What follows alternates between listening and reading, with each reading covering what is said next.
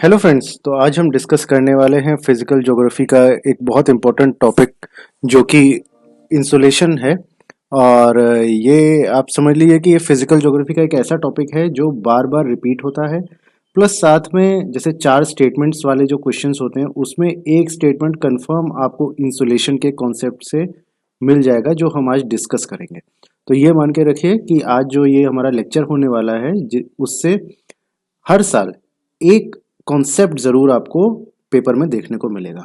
तो टाइम नहीं वेस्ट करते हैं और स्टार्ट करते हैं। इंसुलेशन इंसुलेशन बेसिकली क्या होता है? इनकमिंग सोलर रेडिएशन, जो सूरज के रेडिएशंस जो अर्थ पे आते हैं, ये डायग्राम में आपको दिख रहा होगा, इनको कहा जाता है इंसुलेशन। जो एनर्जी सूरज की पृथ्वी पर आ रही है, ठीक। तो ये एक्चुअली क्या होता है कि सूरज का टेम्परेचर बहुत ज़्यादा गर्म होता है, ठीक। टेम्परेचर हाई होता है।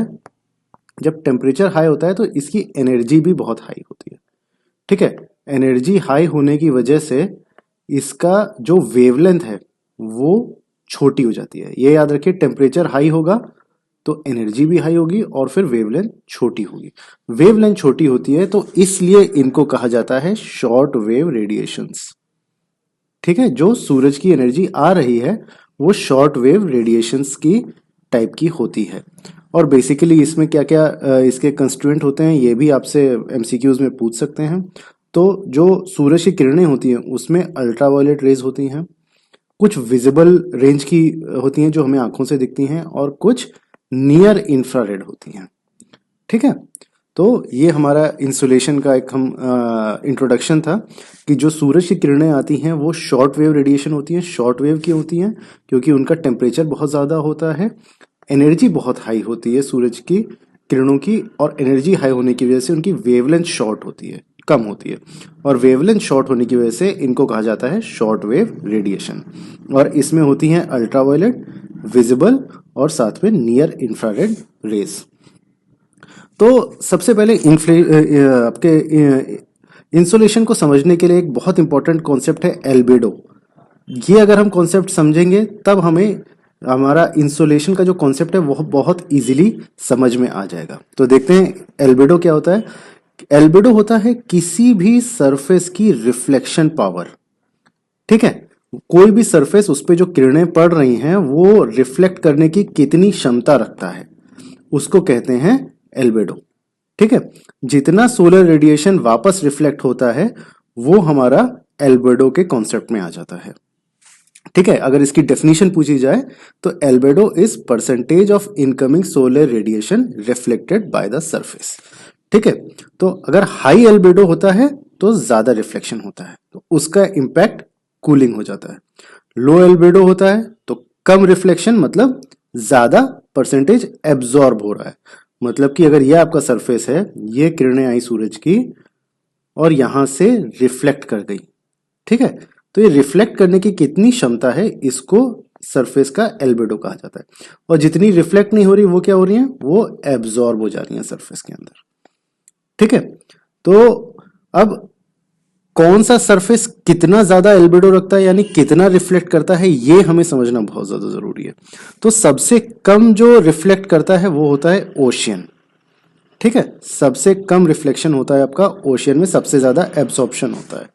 और फॉरेस्ट में उससे ज्यादा होता है, फिर आपका डेजर्ट लैंड्स में होता है, और आइस में, और सबसे ज्यादा आपका होता है फ्रेश स्नो में। अब देखिए, कोई अगर बर्फ जमी हुई है कई सालों से तो उसमें एल्बेडो कम हो जाएगा। बट कोई ताजी गिरी हुई बर्फ है, जो स्नोफॉल होता है, फ्रेश स्नो, जो आज की गिरी हुई बर्फ है, उसमें सबसे ज्यादा आपका एल्बेडो होगा, यानी सबसे ज्यादा रिफ्लेक्शन सनलाइट का उससे होगा। तो इसी में एक क्वेश्चन आया था आईएएस 2010 में, हम देख लेते हैं। Which of the following reflects more sunlight as compare to the other three. सबसे ज्यादा रिफ्लेक्ट कौन सा करता है? रिफ्लेक्ट क्या होता है? एल्बेडो होता है, ठीक है। तो यानी कि ये एल्बेडो किसका हाई है ये पूछ रहे हैं। अभी हम लोगों ने यहाँ पे डिस्कस किया कि फ्रेश स्नो का सबसे ज्यादा एल्बेडो है। तो यहाँ पर देख लेते हैं, सैंड डेजर्ट्स दिया है, पेडी क्रॉपलैंड दिया है, land covered with fresh snow दिया है। तो सी हमारा इसका आंसर हो जाएगा, प्रेरी लैंड दिया है, ठीक है, तो ये याद रखिए फ्रेश स्नो का सबसे हाई है। और अब हो सकता है पूछ ले सबसे कम किसका है, तो सबसे कम हो सकता है ओशियन का। हो सकता है ये भी क्वेश्चन आ जाए कि सबसे कम एल्बिडो किसका होता है, सबसे कम रिफ्लेक्शन कहाँ से होता है, तो वो होता है ओशियन का। अब इंसोलेशन जो इनकमिंग सोलर रेडिएशन है वो कैसे हमारे एटमॉस्फेयर को हीट अप कर रहा है, उसका हम स्टेप बाय स्टेप प्रोसेस समझेंगे। ठीक है, तो जैसे कि मैंने बताया कि सूरज की जो किरणें हैं वो बहुत हाई टेम्परेचर होता है।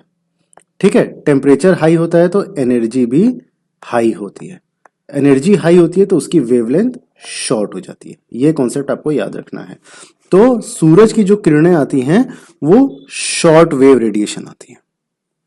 ठीक है, शॉर्ट वेव रेडिएशन आती हैं, बट हमारे जो एटमॉस्फेयर में जो एलिमेंट्स प्रेजेंट हैं जैसे कार्बन डाइऑक्साइड, मीथेन, हाइड्रोजन के वाटर वेपर्स हमारे, तो ये जो हमारे एलिमेंट होते हैं एटमॉस्फेयर के, ये शॉर्ट वेव रेडिएशन को एब्जॉर्ब नहीं कर पाते हैं।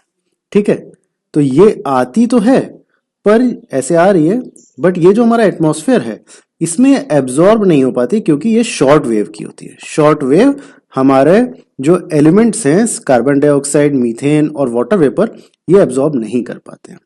तो ये डायरेक्ट आ जाती है बिना ज्यादा एब्जॉर्ब हुए और आके टकराती है अर्थ के सरफेस से, जमीन से टकरा के according to albedo, according to जितनी रिफ्लेक्शन पावर है वो रिफ्लेक्ट होती है। बट अब यहां पर गेम हो जाता है एक, आपका अर्थ का सरफेस तो ठंडा था, अर्थ का सरफेस ठंडा था, तो यहां से जो वापस जाती है सनरेज, ये जो सूरज की आ रही थी उससे कम टेम्परेचर की होती हैं। ठीक है, क्योंकि सरफेस, अर्थ सरफेस पे टकराई और अर्थ सरफेस ठंडा था तो इनका टेम्परेचर कम हो जाता है।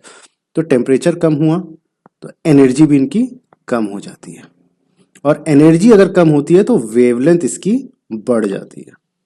ठीक है, बस इतना ही कॉन्सेप्ट है। तो यहां से जो लड़ के वापस जा रही होती हैं ये वेवलेंथ बढ़ जाती है तो ये लॉन्ग वेव हो जाती हैं। ठीक है, ये लॉन्ग वेव हो जाती हैं। अब यहां से आपका जो टकरा के गई ये लॉन्ग वेव में हो गई। अब लॉन्ग वेव जो हमारी आई हैं वो एटमॉस्फेयर एब्जॉर्ब कर पाता है। क्यों? क्योंकि CO2, CH4 और वाटर वेपर जो हैं ये लॉन्ग वेव को एब्जॉर्ब कर पाते हैं।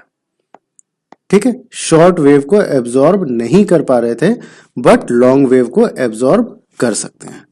ठीक है, तो एक्चुअल जो हीटिंग होती है आपकी वो सूरज की किरणें आने से नहीं होती हैं, जो टकरा के अर्थ से वापस जा रही होती हैं शॉर्ट वेव, उनसे ये हमारी एटमॉस्फेयर के जो कंपोनेंट्स हैं वो हीट अप होते हैं। क्योंकि आते वक्त शॉर्ट वेव होती है, शॉर्ट वेव इनसे एब्जॉर्ब नहीं हो पाती हैं, बट लॉन्ग वेवलेंथ वाली जो होती हैं किरणें, जो रेडिएशन, वो ये CO2, CH4 और H2O ये एब्जॉर्ब कर पाते हैं। तो इसलिए एटमॉस्फेयर रिफ्लेक्शन से जल्दी गर्म होता है। ठीक है, ना कि डायरेक्ट आने वाली हमारी किरणों से। तो ग्रीन हाउस गैसेस जो होती हैं वो इन लॉन्ग वेव्स को एब्जॉर्ब करती हैं जो जमीन से टकरा के वापस गई हैं, इनको एब्जॉर्ब करती हैं और फिर उसको हर डायरेक्शन में री एमिट करती हैं, जो उसकी गर्मी है उसको री एमिट करती हैं। तो याद रखिए एटमॉस्फेयर हमेशा लॉन्ग वेव रेडिएशन से हीट होता है। ठीक है, और इसी प्रोसेस को ग्रीन हाउस इफेक्ट कहते हैं। ठीक है, अब ग्रीन हाउस में हम लोग सुनते होंगे कि कार्बन डाइऑक्साइड की मात्रा बढ़ रही है, तो जितना ज्यादा कार्बन डाइऑक्साइड होगा उतनी ही ज्यादा लॉन्ग वेव रेडिएशन को वो एब्जॉर्ब करेगा और पूरे एटमॉस्फेयर को हीट अप कर देगा। ठीक है, ये प्रोसेस होता है। अब एक यूपीपीसीएस का 1997 का क्वेश्चन है, इसको हम लोग एक बार देख लेते हैं कि atmosphere receives most of the heat only indirectly from sun and directly from earth surface. तो इनका कहना है कि इनडायरेक्टली सन से मिलती है और डायरेक्टली फ्रॉम अर्थ सरफेस मिलती है। क्यों? क्योंकि मैंने डिस्कस किया कि यहाँ पे जो भी रेज आ रही हैं ये डायरेक्टली नहीं हीट कर पाती क्योंकि शॉर्ट वेव होती हैं, बट टकरा के लॉन्ग वेव हो जाती हैं और लॉन्ग वेव हमारे जो कार्बन डाइऑक्साइड और मीथेन के मॉलिक्यूल्स हैं उनको एब्जॉर्ब कर पाते हैं। तो ये अर्थ की जो रेडिएशन होती है उससे हीट होती है एटमॉस्फेयर, ना कि सन से डायरेक्ट। तो ये असर्शन सही है। अब रीजन क्या दिया है, conversion of short wave solar to long wave terrestrial energy takes place at the earth surface. मतलब कन्वर्जन हो जाता है ना, मैंने बताया कि आपके यहाँ पे टकरा के जमीन से आने वाली शॉर्ट वेव रही और ये टकरा के गई तो ये लॉन्ग वेव हो गई। तो ये long wave terrestrial energy, terrestrial क्यों कहते हैं, क्योंकि ये जमीन से टकरा के वापस गई है। ठीक है, ये जमीन से यहां से ऐसे आई और टकरा के वापस गई है, तो जमीन से टकराई तो इसलिए टेरेस्ट्रियल इसको कहा जाता है। और लॉन्ग वेव हो गई क्योंकि इसका वेवलेंथ लॉन्ग हुई, क्योंकि टेम्परेचर घट गया, एनर्जी घट गई तो वेवलेंथ बढ़ गई। तो ये रीजन भी सही है, तो ए हो जाएगा इसका आंसर।